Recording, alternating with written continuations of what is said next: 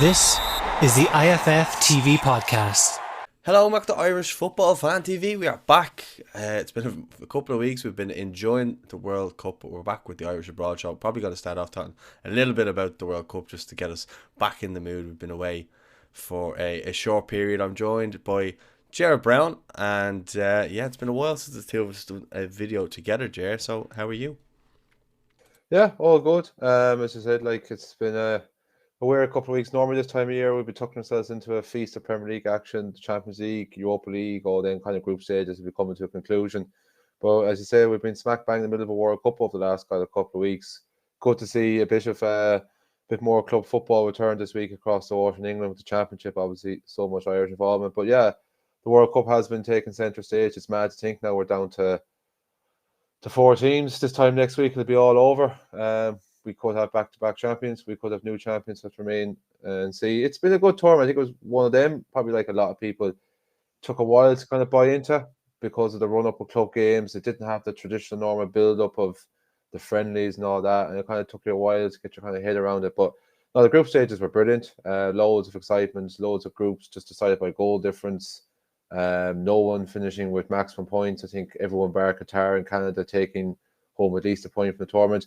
Knockout stages, I think as you expected, probably been a little bit cagey. I think the quarterfinals though would definitely be better than the round of 16. Friday, two great games of drama.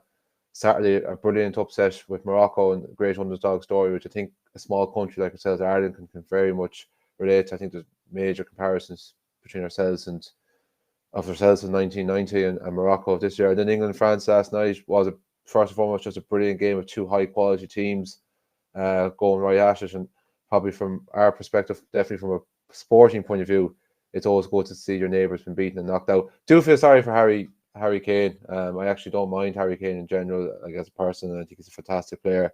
Just kind of the criticism stick he's going to get, and I think it is fair to say it's one of them that's going to eat away at him for a long time. But without naming names, there are definitely certain individuals in that England squad and on the field of play last night that I have no ounce of sympathy for whatsoever. Yeah, and I think we can all concur on that. I think it's been a great tournament, to be fair. I've actually been lucky enough that I've been able to sit in and watch games. It was great at the start when they had the four games in a day, the start of the group stages. That was great. It was just football, football, football. Obviously, as you say, that has its reasons why people don't want to watch it, and I understand that and I respect that. But just from a purely footballing, sporting perspective, I just think it's been a brilliant tournament. As you said, teams like Morocco turning up and getting huge results against big teams like Spain and Portugal. You have teams like the Argentina Holland game was one of the best games of football you'll see.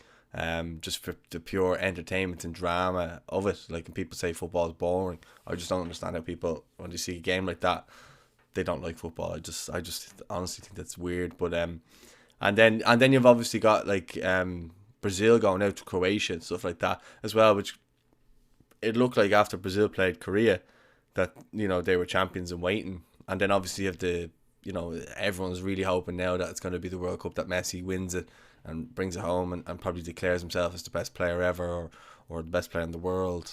Whatever way you want to look at it, everyone's going to have their own opinion on that as well. But I think overall, when you're kind of looking at it, and then obviously the icing on the cake now, everyone that's not English can enjoy the tournament now. Going forward for the semi-finals and the final, knowing that England don't have a chance of winning it now because they're out, of course.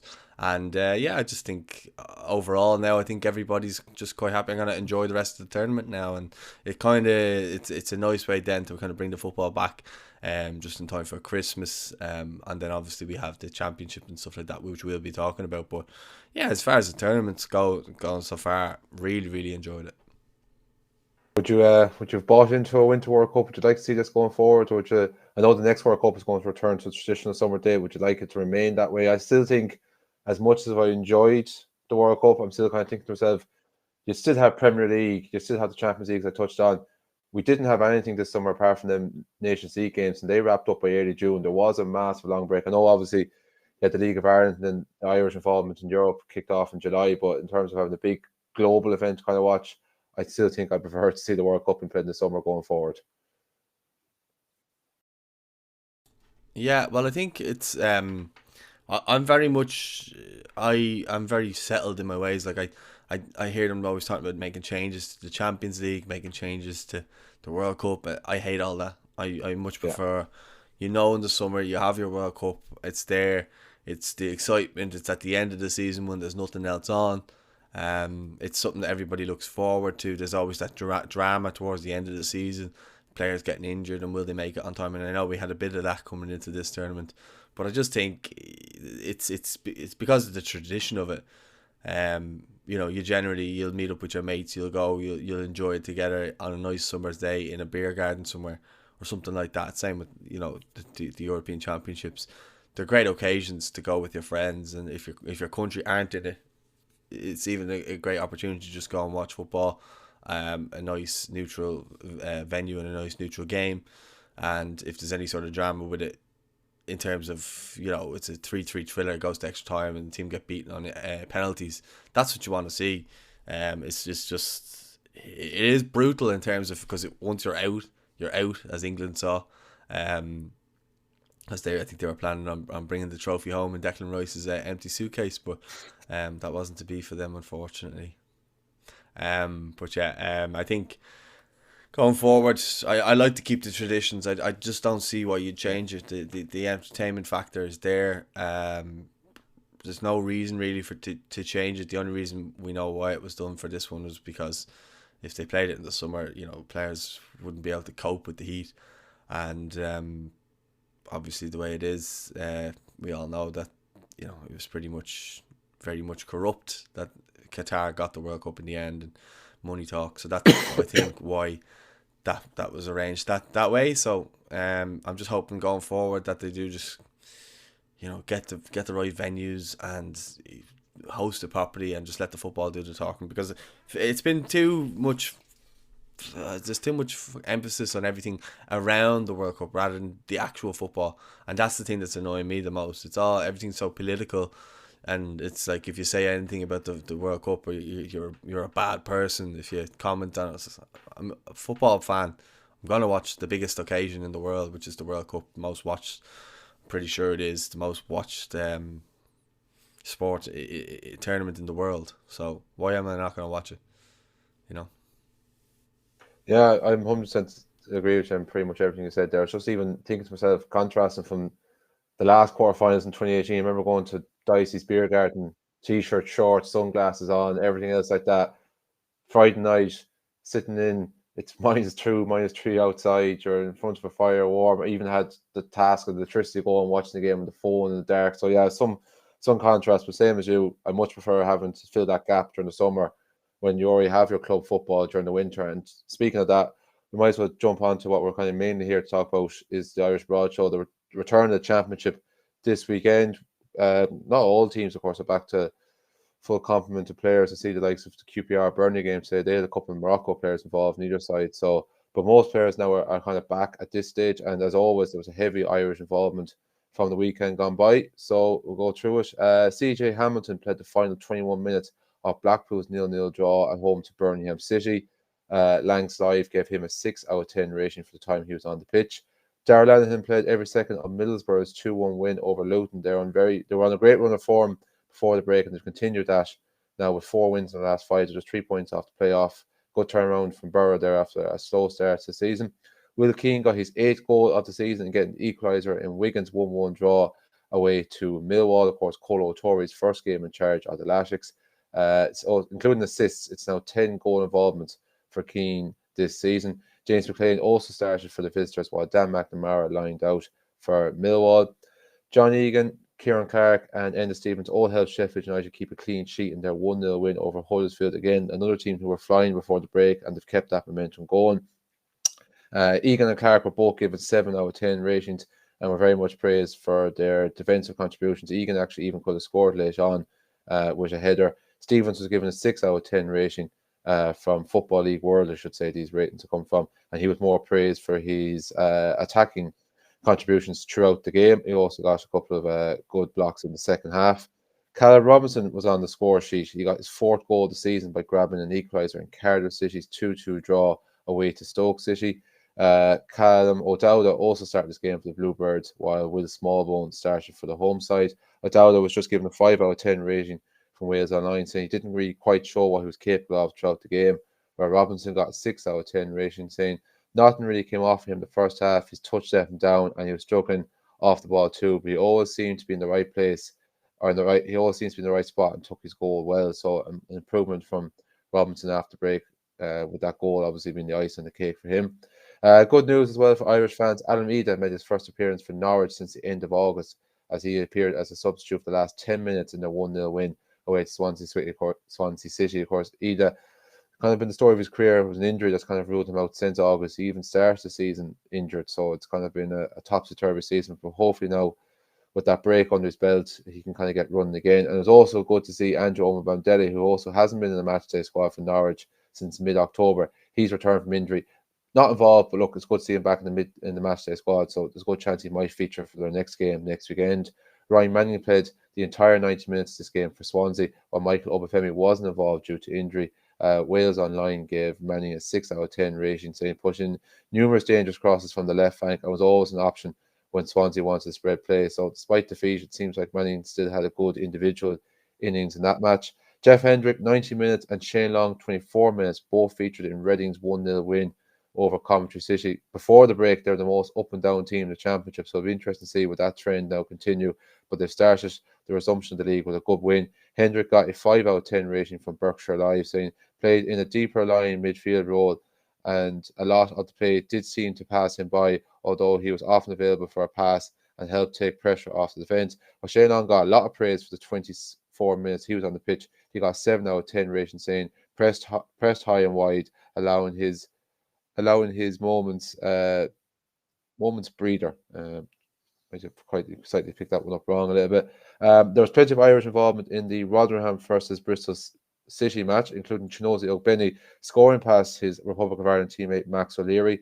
But that was as good as it got for Chinozie and Rotherham, as Bristol City actually won that game 3-1. But Chinozie has continued what has been a very good individual season for him. It's now 7 goals this season for him, 6 in the league. Georgie Kelly came on as a substitute for Rotherham midway through the second half of that game. As I mentioned, Max O'Leary, who was very much number 2 last season with Bristol City, but he seems to be number 1 now this season, which is good. Adds more competition for Stephen Kenny in terms of that number 1 spot, as if he doesn't already have enough headaches there. He was between the posts for Bristol City, and Mark Sykes came on just after half time as well. O'Leary got a 7 out of 10 rating from Bristol Live, while Sykes got a 6 out of 10 rating. And then finally, as well, from yesterday, Greg Cunningham got an assist as Preston North End trashed fellow Lancashire rivals Blackburn Rovers 4-1 at Ewood Park. Sammy Smollex played 56 minutes this game for the host. Cunningham got an 8 out of 10 rating from Lancs Live, saying assured in everything he did, played out from the back well, defended properly, and guided Fernandez throughout the game, which is experience. Played out back nicely and guided Fernandez for experience throughout the game. I've called that out already. Pinpoint cross to pick out Evans for the third goal. And the same publication gave Sammy Smollex a 4 out of 10 rating, saying ran around what was barely in the game, didn't offer anything, but in fairness, the problems were further behind him, which I think the scoreline would also indicate. And then from today's involvement, Josh Cullen picked up a yellow card, but was still part of a Burnley team that remained top of the table with a good comprehensive 3-0 win away to QPR. Lancs Live gave him a 7 out of 10 rating, saying tigerish in midfield and played in a more advanced role than he has so far for Burnley. As for QPR, Jimmy Dunn, as he always does seem to be a regular, he started the game, while Sinclair Armstrong and Shadipo were both introduced in the second half for the London side. And then finally, Sean McLaughlin actually made his first league start of the season for Hull City in their 0-0 draw away to Watford. Regular last season, seemed to be doing very well. Hasn't quite happened for him, but maybe now this break has coincided just perfectly with him getting the start there today. So yeah, a lot to get through, Paul, there. I suppose the main ones to touch on, the likes of Chinozie Ogbene finding the back of the net, Callum Robinson, and a good assist there for Greg Cunningham, and also good performance in the moments from the likes of the trio from Sheffield United and Shane Long. Yeah, well, I suppose I'll touch on the Cunningham one, because I watched that game yesterday. I think it was the early kickoff around 12 o'clock. And yeah. It was a fantastic game, to be fair. Not a lot of Irish inclusion, which I thought there would be. I was looking around going, where's Robbie Brady? And I know Troy Parrott's been injured. And Alan Browne apparently was injured too. So I was looking kind of for those players to see how they were getting on. And while I was looking for them, obviously Cunningham provided a great cross, and he's been one of those players who's kind of been on the fringes, and whenever he kind of got in, there was something went wrong or someone was ahead of him and he never really got that chance. I think just to get an opportunity to play in Kenny's team. I think Kenny is a fan of his and wants to maybe get him in there, but for whatever reason, his body just doesn't seem to be able to manage a real workload. Maybe a little bit similar to Robbie Brady. Callum Robinson, yeah, great to see him scoring goals, but again, I'd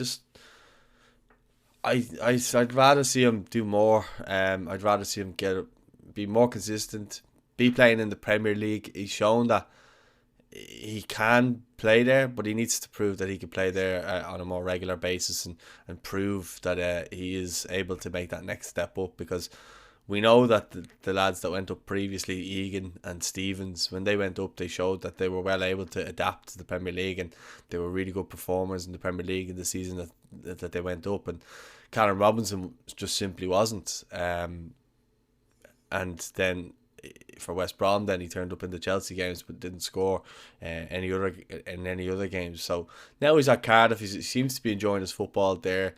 He was really good for Ireland in the last game we had. I think it was the last home game we had. I thought he was really good in that game. Himself and Ogbene started up top, and I think he's just, since he's gone to Cardiff now, he's just starting to look like the Callum Robinson of old. But again, I think after this season he needs to be looking at going like, where's my career really going? Because am I just going to be a championship journeyman, or am I going to be a player who can really make the step up internationally, and obviously then the Premier League? Because we want our strikers playing in the Premier League and scoring goals. And I think that's probably where Ogbene, that'll be his challenge now as well, after scoring for Rotherham again. I know they lost the game, but he's turned up this season. He's been put into centre forward position. He scored the goals. I think he probably owes Stephen Kenny a bit of credit for putting him in that position to begin with. So he's starting to get more opportunities to play there up front, where he probably wasn't playing there. Obviously, last season he was a right wing back at times and stuff like that. So to see him getting his opportunity up front, he seems to be taking it. Sorry. So I think it'll be interesting to see at the end of the season, does he stay with Rotherham, or does he try to get a move either up a higher club in the Championship, maybe one that come down from the Premier League, or will he get taken up by a club in the Premier League, and then we can see if he can deliver on a consistent basis. Whereas, yeah, some of the other players you mentioned, like Shane Long, I think his time has passed. He's been a good servant. I think we just need to look away from himself as a real option for us going forward. I think let him enjoy the last few years of his club career. And if we're really, really stuck, then pull him in. But otherwise, I don't see the real need. Good to see Alameda back. Omobad Medeli, I really hope he gets back. I think we'll need him in March. And yeah, I think John Egan and Enda Stevens, I'd love to see back with Sheffield United back in the Premier League. I loved the Sheffield United team that came up with Chris Wilder in the Premier League during the pandemic.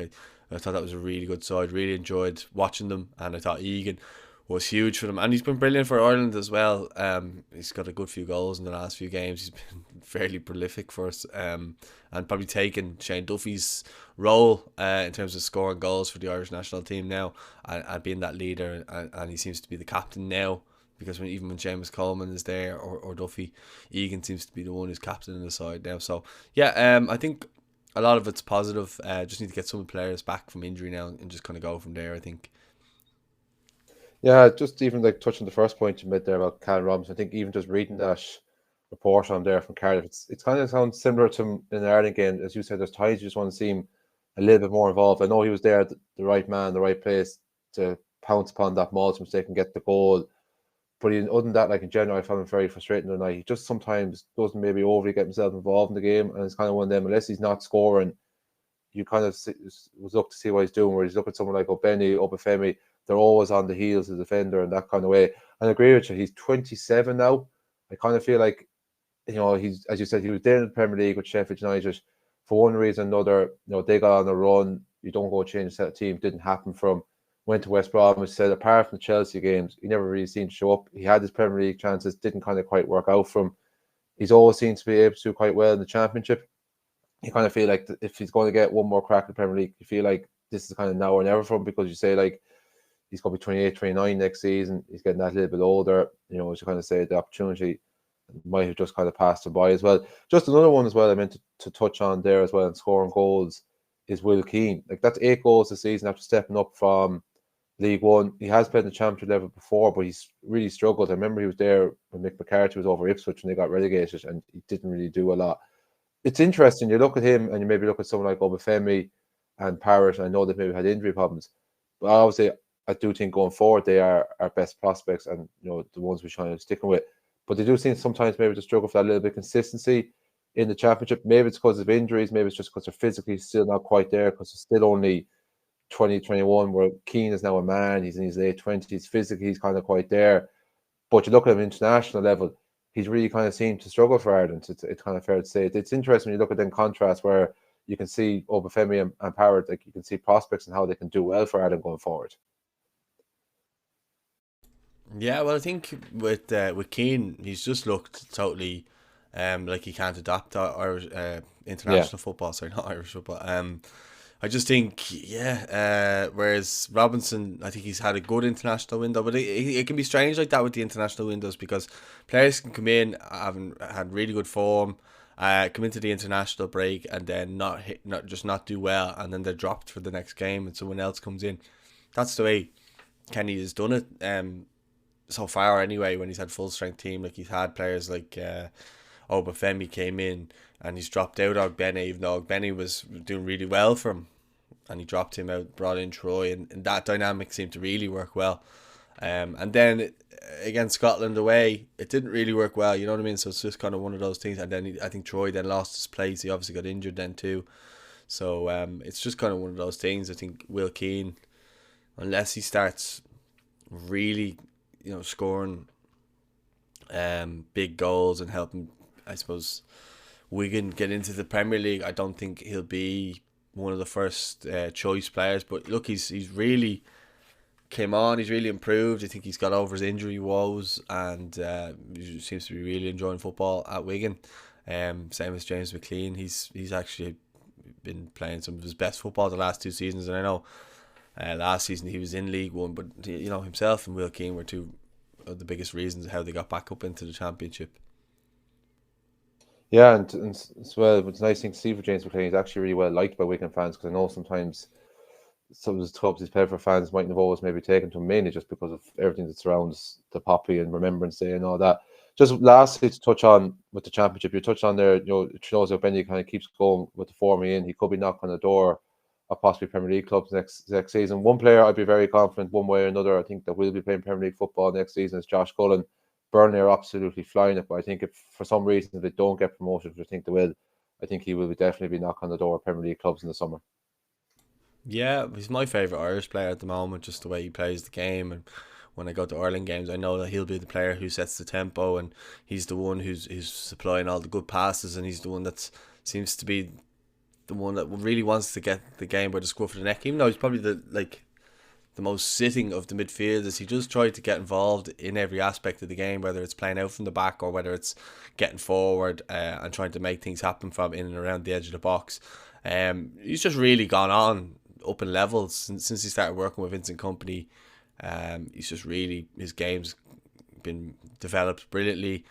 He was always a good player, don't get me wrong. He was never, you'd never look at him and say he wasn't good, but I think he's really gone up in levels. And I think even when he was at Charlton and stuff like that, they really liked him and stuff like that. But I think now he's at that stage where he's an international regular for us, and he probably should be playing for a team in the Premier League now next season, as you say, because he's been brilliant. And I think it's just a case now of if he doesn't stick with Burnley, and he probably owes a lot of loyalty to Kompany, so I think it will heavily depend on whether they go up or not. That could really depend on that, because I think at some stage, even though he needs to be selfish of his own career, Kompany's been very how would you put it, loyal to him, and he's put a lot of faith in him. So I think he probably has to repay that faith by maybe sticking with him. But then again, if Kompany gets a job in the Premiership, you never know, he might take him with him like he did from Anderlecht. So there's that opportunity there, and that possibility too.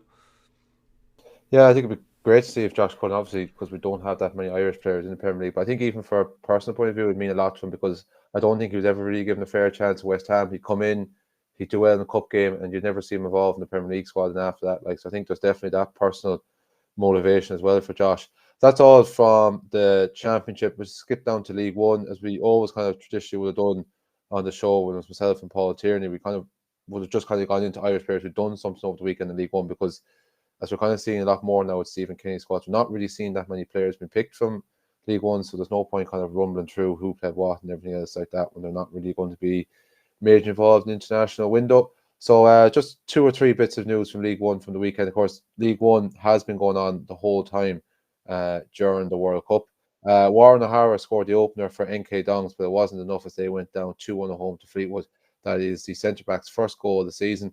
Conor Grant and Dawson Devoy also started that game for NK Dons.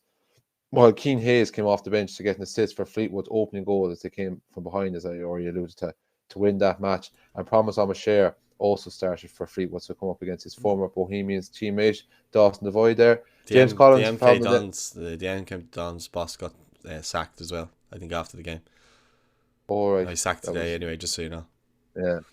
So you wonder kind of how much that would have an effect on some of our young Irish players there. Warren O'Hara, he's captain, seasoned professional there, as I said. I think his place isn't under threat. But the likes of Dawson Devoy, Conor Grant, Dara Burns, who had been signed on as manager, fresh kids, first time playing in England, we're getting a nice bit of game time, getting a nice bit of exposure. So you kind of would be hoping that the new manager that comes in will continue that trend with them young lads and help continue their development and progress. Because as we've seen from playing at international level for Ireland at underage and in the League of Ireland, they are some exciting prospects going forward. Yeah, 100%. I didn't mean to disrupt your flow there. It was just in case we didn't cover it. I didn't want to forget that. Liam Manning, he seemed to put a lot of faith into the young lads. But I was reading some of the tweets underneath the club's. The club tweeted that they've parted ways basically, and he just said that it's probably a good thing. He seemed like a good manager, but he wasn't playing the club's best prospects and stuff like that. So I don't know if that was a dig towards like maybe Dara Burns or something like that, because I know he wasn't playing maybe as much as probably fans would have wanted him, because he's been quite exciting for them. But I don't know. It'll be interesting to see what manager comes in, what style of play he does, and then of course, does he play with the lads? Does he play the lads? And I think I don't think players like Dawson Devoy or Warren would be affected by it. Conor Grant maybe as well. I think Dara may be, but we'll have to see on that. And we think Dara's well able to make the step up if needs be. I think we both know that from watching him. So yeah, it'll be interesting to see who comes in and what way he plays and kind of go from there. But I do like MK Dons as a club. Like, they seem to be quite good and they give young players a chance and stuff. So I would like to see them start doing well. Yeah, I think definitely Dara Burns' case, like, there's definitely enough credit in the bank for him to put his hand up and be knocking the door whoever comes in. Like he says, he's got a couple of goals, a couple of contributions this season. As you say, like, he's a lively kind of player. So hopefully that it won't have any effect. And wasn't involved yesterday, wasn't actually involved in the match squad. Maybe that was through injury. I'm not 100% sure. Just moving on, James Collins did also find the net for Derby County, while Conor Hurahan actually provided the assist for him as they drew 1-1 away to Burton Albion. That's now 7 goals this season for Collins. Hurahan is now up to 6 goal involvements this season, between 3 goals and 3 assists. Dave McGoldrick and Aaron Cashin also both started for the Rams, while Jason Knight came on for the closing 10 minutes that game. It's been a frustrating season for Jason Knight. Injuries as well, it hasn't really kind of helped him. I know he's only just kind of recently come back from injury. I think the last couple of weeks he's only been coming on for single minutes appearances. Disappointing and frustrating, because this was definitely one player that we thought, despite the fact Derby were relegated, okay, he's got enough credit in the bank as well. He's got enough talent, enough prospects. He's proven himself in the championship for the last couple of years. He's going to get a move. Look, you still forget how young Jason Knight is. That I still think, every player now and then maybe has a little bit of kind of a dip. As I say, like, injuries probably also hasn't helped him this season. Yeah, I think everybody loves Jason Knight, what he offers the team and what he brings in terms of his tenacity, aggression, and probably overall quality as well. I think he's a player who does need a move. I think I'd love to see him go to a bigger, better club in a better league, whether it was in England or whether it was abroad. I think he would thrive in a team abroad as well. I just love everything about him. Like he's just a real honest player, but he also has that bit of snide that I love. I don't think enough of our Irish players have that. Is that he's not afraid to foul a fellow in the last minute of a game, and he's on the attack, and to stop a counter attack, he'll happily pull someone down, even if it's a friendly. I don't think enough of our players. I think a lot of our players are too nice in that regard. Whereas he isn't like that at all. Very good game management. He probably learned that from Rooney. So yeah, I'd love for him to just get over the injuries at the moment. Maybe in January he might move somewhere better. But the Irish lads seem to be enjoying themselves at Derby. So as long as they're enjoying themselves and playing well, but I think for Knight's sake, internationally and going forward, he needs to be playing at the highest level possible for him, for his development, more than anything, and then just go from there. Yeah, and general Derby, considering all the off-the-field issues had the last couple of years, they're going quite well in League One, steady enough. Like, it looks like they're definitely going to be challenging around the playoffs come the end of the season. Just finally, 3 more bits of news. One more from League One. Jordan Shipley assisted the opening goal for Shrewsbury as they edged Bolton Wanderers 3-2 at home. That's now 9 goal involvements for Shipley this season. Seems to have really found his feet at Shrewsbury. Was a commentary of the last couple of years, was in-out team, couldn't really set himself at championship level, but he's dropped down to League One this season. He seems to be absolutely flying, so it's good to see from that point of view. Nothing to report from League Two. No Irish player, any goal involvement, good, bad, or indifferent there. And just 2 bits of information from the National League. Former under-21 international Joe Quigley completed the scoring for Chesterfield in the 3-1 victory over Dorking. That's now his 5th goal of the season. And former underage international Kane Ferdinand got his second goal of the season in Maidenhead's 4-3 defeat to Notts County. That's pretty much all to wrap up. Two other things actually on the Premier League. I know Tayo Arademola played against Napoli today for Crystal Palace, and That's right. Andy Moran as well played against Aston Villa for Brighton the other day, and he got an assist for the goals as well. So I know we maybe missed that, but definitely 2 really good prospects to talk about as well, just to finish. Yeah, and Alex Murphy played in the friendly for Newcastle as well there during the week as well. So correct, yeah, good to see green shoots coming through there as well. And who knows, we hear a lot of the English media today saying it's okay, we've got another tournament to look forward to in 18 months. And like, you have to qualify first, boys. But hopefully, fingers crossed, although a big ask ahead of us, we will also be at that tournament in Germany in Euro 2024. Yeah, I think it's going to be interesting. The World Cup that we're definitely at next year is the Women's World Cup, because we've qualified for that. So yeah, things are looking up, I suppose, in some ways. And yeah, I suppose the football is back just in time for Christmas, so it'll be on over the Christmas, and we won't be starved of it. Not that we've been starved with the World Cup, but you know what I mean.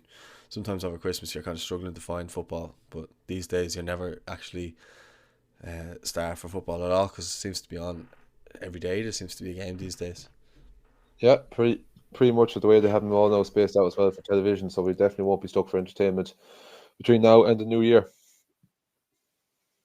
Yeah, well, I think we'll leave it at that then for this week's Irish Abroad show. Thanks very much, Ger. You brought the facts, so fair play to you. Let us know your thoughts in the comments. Don't forget to like the video. Don't forget to subscribe, and check us out on podcast there as well if you want to listen to this on a podcast. It should be there, IFF TV podcast. So yeah, we'll speak to you all soon. Thanks for watching, and God bless.